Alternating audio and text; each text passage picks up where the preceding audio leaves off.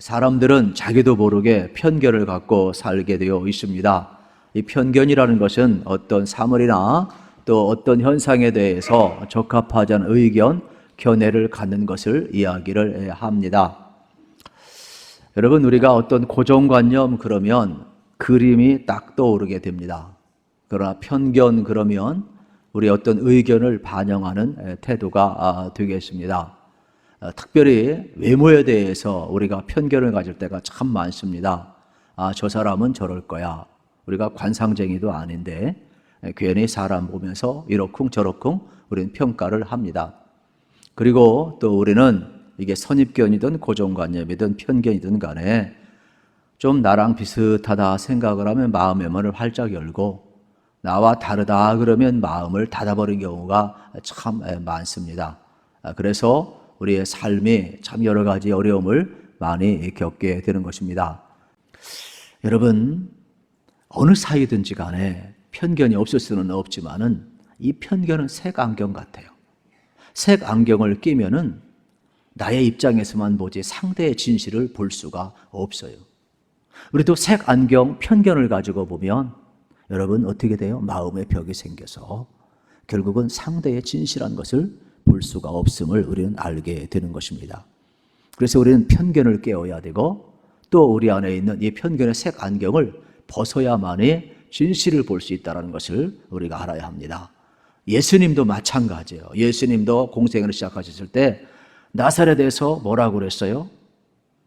저 요셉의 아들 예수가 아니냐 이랬다니까요. 어떻게 메시아일 수 있느냐? 예수님 말씀 안 받아들였어요. 빌립이 친구 나다나엘에게 가서 이야기합니다. 우리가 기다리던 메시아를 만났다. 예수님 앞에 가보자. 나다나엘이 이야기합니다. 세상에 내 손에 장을 지져라. 나사렛에서 무슨 선한 사람이 나오느냐? 선지자가 왜 나오느냐? 지역에 대한 편견이 있는 거예요. 그런데 예수님은 이 편견을 다 깨셨죠. 그 당시 유대인들은 이 정결법에 의해서 죄인들이나 세리들이나 또 소유된 사람들과 함께하기를 꺼려했어요. 그런데 예수님은 어떻게 했어요? 그들과 함께하고 사랑으로 다가가고 편견을 깨면서 그들의 진정한 구원과 친구가 되어주신 것을 우리는 기억을 하고 있습니다. 오늘 우리의 삶의 자리도 여러분 마찬가지가 되겠습니다. 오늘 우리는 편견을 거두고 우리 하나님이 일하실 때 우리가 쓰임을 받아야 되는데 오늘 이 사도행전 10장에 이 이야기를 지금 하고 싶은 거예요. 유대인 중심적인 이 복음이 아니라 이방인에게 복음이 전파되어야 되는데 이 편견, 이 차별을 뛰어넘어야만이 이방의 복음이 들어가는 그러한 내용이 되겠습니다. 예수님을 만났던 사람들은 누구나 다 예수님이 가라는 곳에 가서 예수님이 만나는 사람을 만나고 예수님을 전하고 있음을 우리에게 보여주고 있는 것입니다.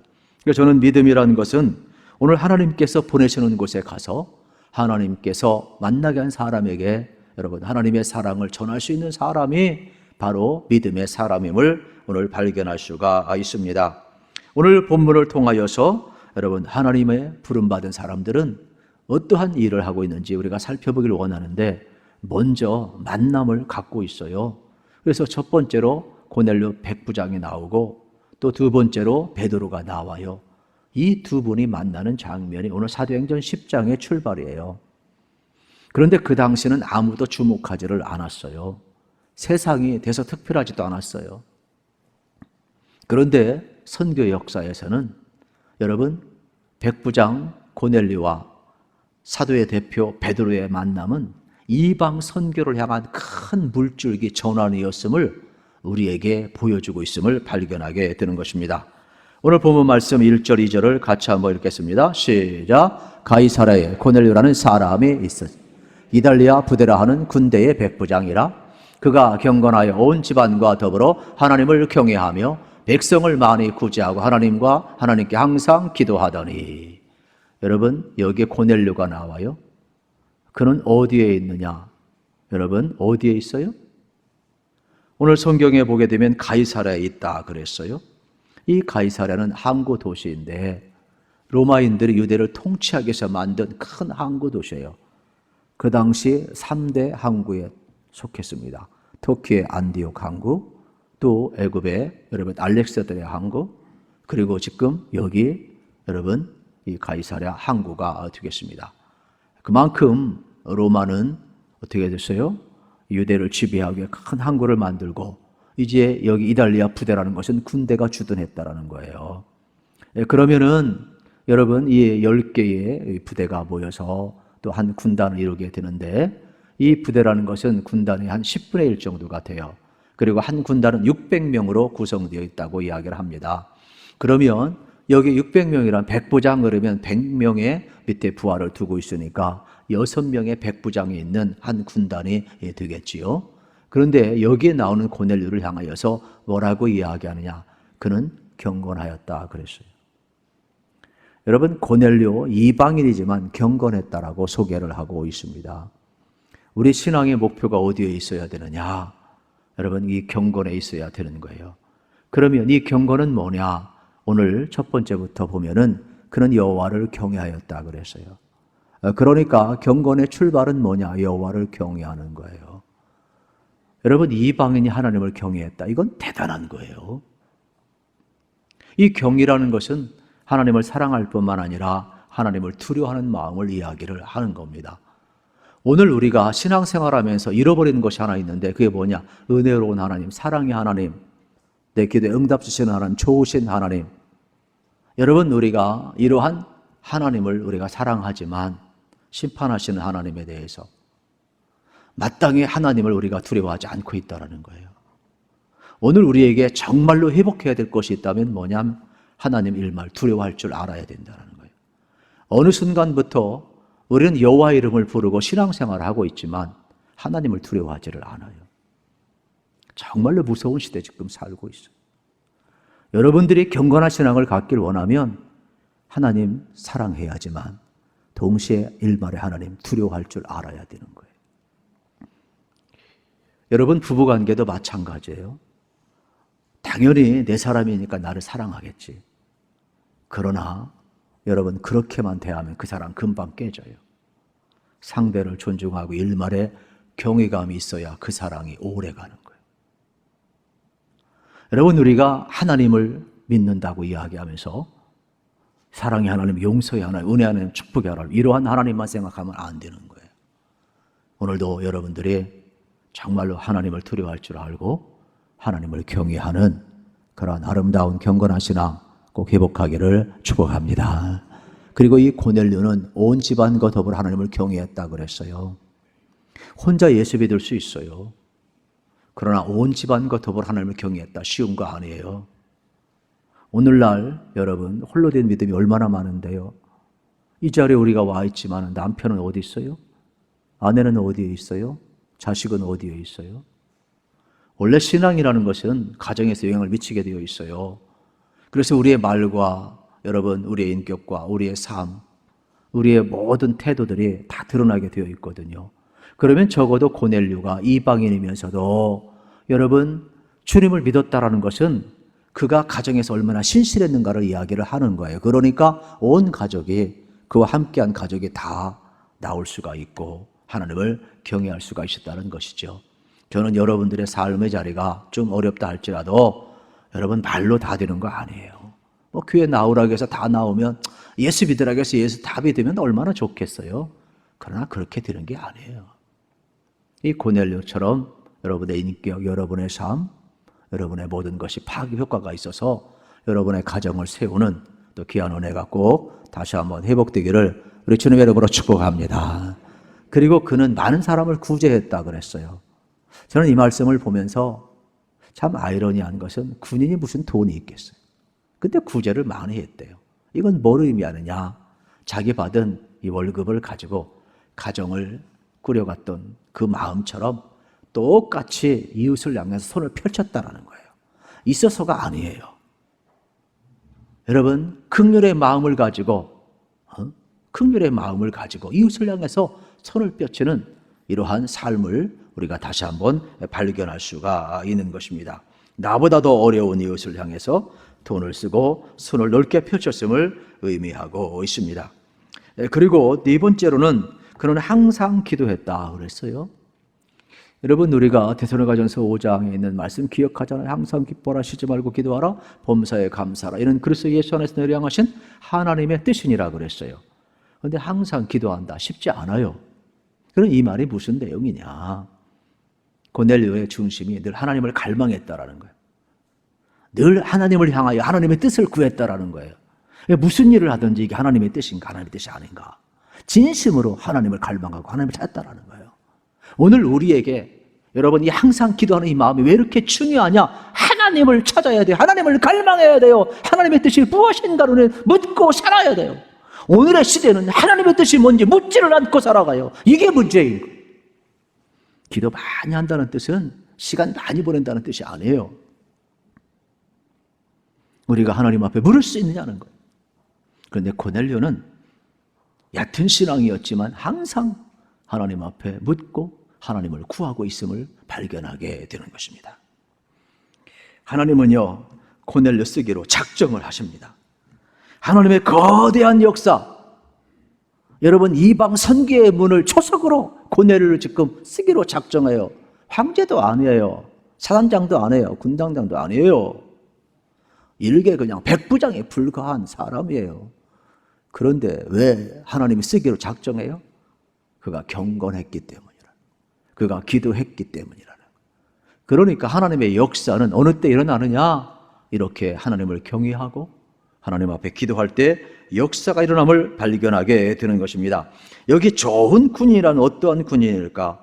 가만히 생각을 해보니까 군인은 그저 나라의 부름을 받아서 어떻게 해요? 훈련소에 들어가면 불평이 없어요. 평상시 생활하는 대로 생활 못해요. 고난 당해요. 그런데도 불평이 없고요. 있는 환경에 잘 적응하고요. 맡은 임무에 충성을 다하고요. 실질적으로 여러분 어떻게 합니까? 묵묵히 자기의 길을 걸어가는 거예요. 그래서 원래 그리스도인이란 뭐냐? 바로 그리스도의 군사로 부름받은 사람이 그리스도인이에요. 저도 그렇고 여러분도 그렇고 이렇게 민간복 입었지만은 우리 속에는 군복을 입은 사람하고 똑같다니까요. 그래서 우리는 그리스도의 군사인 거예요. 그리스도의 군사. 이것을 깨달은 바울은 디모데에게 이렇게 권면을 하고 있어요. 특별히 디모데 후서 2장 3절 4절에 보면은 너는 그리스도 예수의 좋은 병사로 나와 함께 고난을 받으라. 병사로 복무하는 자가 자기 생활에 얽매이는 자가 하나도 없나니 이는 병사로 모집한 자를 기쁘게 하려 함이라 말씀하고 있어요. 우리를 그리스도의 좋은 군사로 불렀다라는 거예요. 그러므로 우리는 자기 생활에 얽매이지 않고 우리를 부르신 여러분 주님을 기쁘시게 하는 삶을 사는 바로 그리스도의 군사임을 가르쳐주고 있음을 발견하게 되는 것입니다. 고넬료는 좋은 군사로 훈련을 받았는데 신앙도 그대로 옮겨졌어요. 그래서 좋은 신앙, 여호와를 경외하는 신앙으로 우리에게 소개되고 있습니다. 3절, 6절 같이 읽겠습니다. 하루는 제9시쯤 되어 환상 중에 밝히 보매 하나님의 사자가 들어와 이르되 고넬료야 하니 고넬료가 주목하여 보고 두려워 이르되 주여 무슨 일이니까? 천사가 이르되 내 기도와 구제가 하나님 앞에 상달되어 기억하신 바 되었으니 내가 지금 사람들을 요바에 보내어 베드로라는 시몬을 청하라. 그는 무대장이 시몬의 집에 유숙하니 그 집은 해변에 있다 하더라. 여러분, 지금 이게 무슨 내용이에요? 고넬료가 기도하는데 환상 중에 천사가 나타나서 고넬료를 향해서 말씀을 하는 겁니다. 내 기도와 구제가 하나님께 상달되었다. 그리고 또 베드로를 청해서 하나님의 말씀을 들으라. 이러한 환상과 지시를 받는 거예요. 여러분, 우리가 기도했을 때 이런 환상과 지시 받으면 기도 못할 사람 아무도 없을 거예요. 지금 여기 고넬료는 세례받은 사람 아니에요. 성령 체험한 사람이 아니에요. 그냥 초신자예요. 그런데 하나님을 사랑하고 여러분 하나님을 두려워하는 이 초신자에게 하나님은요 이의 삶을 그대로 받으셨다라는 거예요. 그리고 여기에 맞는 방법으로 환상 가운데 나타나고 구체적으로 세밀하게 지시해 주고 있어요. 나중에 베드로에게 나오는 거는요 이렇게 자세히 안 해요. 성숙한 사람 앞에는. 그러니까 신앙의 단계별로 하나님이 나타나고 쓰시는 방법이 다 달라요. 우리가 아이들을 가르칠 때도 자세히 설명하는 건 아이 눈높이에 맞춰서 자세히 설명하지 않습니까? 어른들은 그냥 딱 추격해도 척하면 알아들어요. 신앙도 다 그런 거예요, 여러분. 지금 이 고넬료는 어떻게 보면 깊은 신앙은 아니지만 여호와를 경외하는 하나님 마음에 아주 합한 그러한 출발을 지금 하고 있음을 발견하게 되는 거예요. 그래서 하나님께서 이렇게 그의 기도와 구제를 기억하신 바 되었다 말씀하고 있는 겁니다. 그래서 5절 6절에 보면 이제 환상 중에 베드로가 요바에 있는데 해변 무장의 집에 있다. 가서 좀 데려오라. 그리고 말씀을 들으라. 이러한 말씀 아니겠습니까? 이 7절에 보게 되면은 이때 이 지시를 받고 어떻게 해요? 집안의 하인들과 또 자기 부하 가운데 한 사람을 보내는데 그 한 사람이 누구냐? 경건한 사람이래요. 여러분, 하나님이 쓰시는 방법처럼 고넬료도요, 무슨 일을 할 때 하나님의 방법을 택하고 있어요. 빠른 사람이 아니에요. 말 잘 타는 사람이 아니에요. 힘 있는 사람이 아니에요. 똑똑한 사람이 아니에요. 경건한 사람을 붙이고 있어요. 하나님은 누구를 쓰느냐? 경건한 사람을 쓰는 거예요. 하나님 사랑하고 하나님의 사랑을 받고 하나님을 두려워할 줄 아는 사람을 하나님은 하나님의 일에 쓴다는 것을 우리에게 지금 보여주고 있음을 발견하게 되는 것입니다.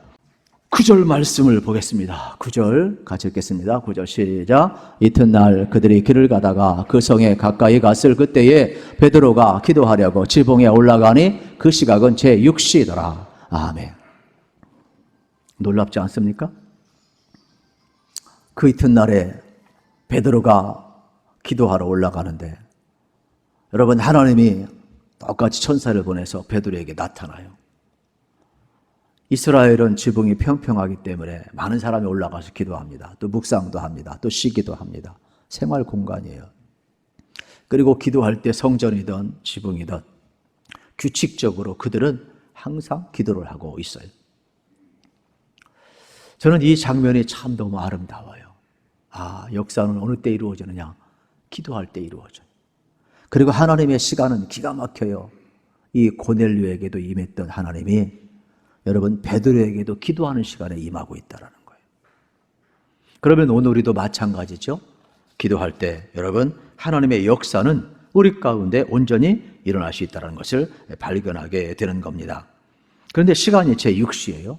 그러면 성경에서 여러분 오늘 우리의 시간으로 환산하려면 6을 플러스해야 되는데 정오 12시가 되겠죠. 이때는 배고파요. 배꼽시계가 작동돼요.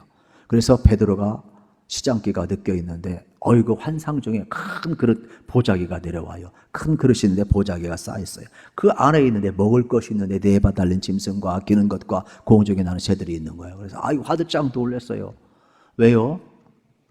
이거는 유대인들은 부정하게 여기는 거예요. 그래서 레위기 11장과 민수기 14장에 정한 것과 부정한 규례가 다 있어요. 베드로는 깜짝 놀라서 뒤로 불러놨어요. 근데 하나님이 뭐라고 하는 줄 아세요? 하나님이요, 베드로야 일어나 저걸 잡아먹으라는 거예요. 아이고 하나님, 나도요, 내가 레위기 11장의 규례를 압니다. 그런데 어떻게 저 부정한 것을 먹습니까? 하나님이 또 말씀해 3번씩이나. 내가 거룩하다고 하는 걸 왜 네가 속되다고 하느냐? 베드로가 얼마나 대담한 줄 아세요? 하나님, 나 절대로 먹을 수 없어요. 나 그래도 레위기 11장, 민수기 14장 아는 사람이에요. 나 그래도 정한 것 부정한 것 아는 사람이에요. 내가 어떻게 지금까지 안 먹었는데 갑자기 저걸 먹으라는 겁니까? 그러면 단순히 지금 여기에서 여러분 이 음식을 먹이라는 걸 이야기하는 것일까요? 아니죠. 그 이상이죠. 여러분 지금 베드로의 편견을 유대인들이 가지고 있는 이러한 율법과 여전히 주님을 만나는데도 주님의 관점이 아니라 주님의 복음이 아니라 주님의 생각이 아니라 자기의 편견을 깨트리지 못하고 아직도 유대교의 율법적인 그러한 관에 자기의 모든 뿌리를 내리고 있단 말이에요. 신앙관, 인생관, 가치관, 판단하는 능력이 예수의 복음과 예수의 사랑이 아니라는 거예요.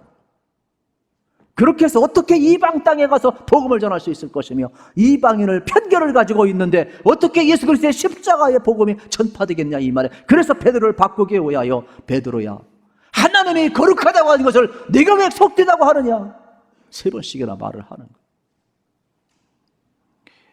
오늘 우리도 마찬가지죠. 여러분, 우리의 믿음의 뿌리가 어디에 있는가?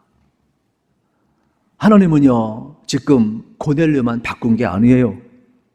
고넬료에게만 환상 보여주는 게 아니에요.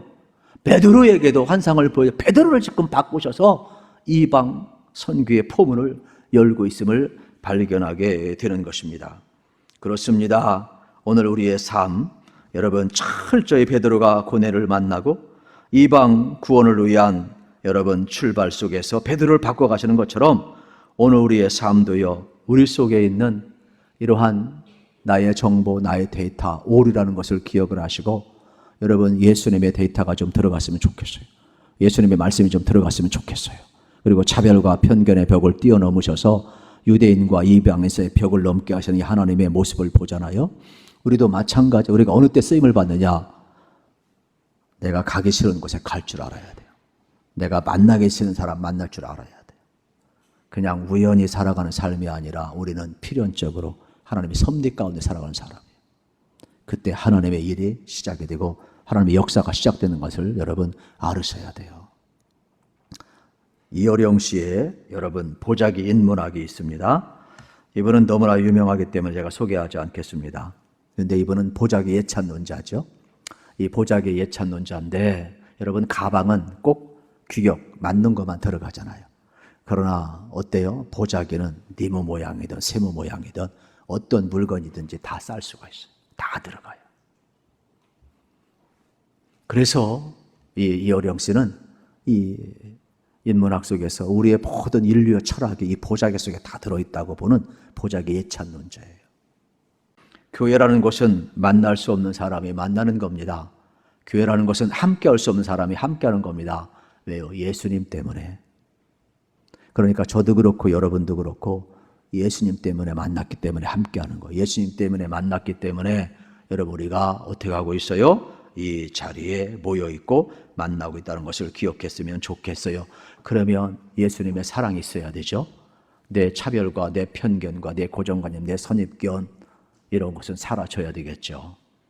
이제 보자기와 같이 포용성이 있어야 되고 여러분 어떻게 해야 되겠어요?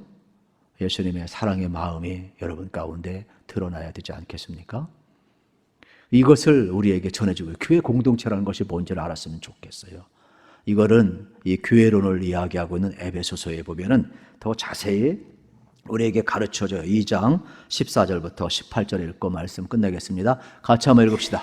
그는 우리의 화평이신지라 둘로 하나를 만드사 원수된 것 그 중간에 막힌 담을 자기 육체로 하시고 법주문으로 된 계명의 율법을 폐하셨으니 이는 이 둘로 자기 안에서 한 세 사람을 지어 화평하게 하시고 또 십자가로 이 둘을 한 몸으로 하나님과 화목하게 하려 하심이라. 원수된 것을 십자가로 소멸하시고 또 오셔서 먼 데 있는 너희에게 평안을 전하시고 가까운 데 있는 자들에게 평안을 전하셨으니 이는 그로 말미암아 우리 둘이 한 성령 안에서 아버지께 나아감을 얻게 하려 하심이라. 아멘.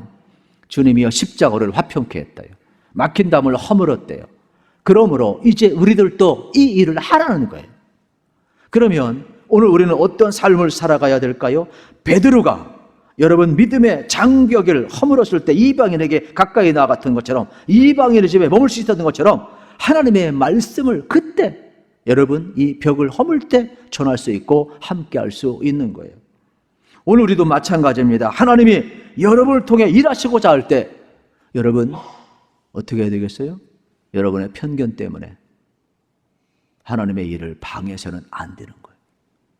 오히려 십자가의 능력으로 우리의 편견의 벽을 허무시고 화평케 하는 자, 여러분 복음의 증인된 사명을 여러분 삶으로 잘 감당해내시기를 우리 주님의 이름으로 축복합니다.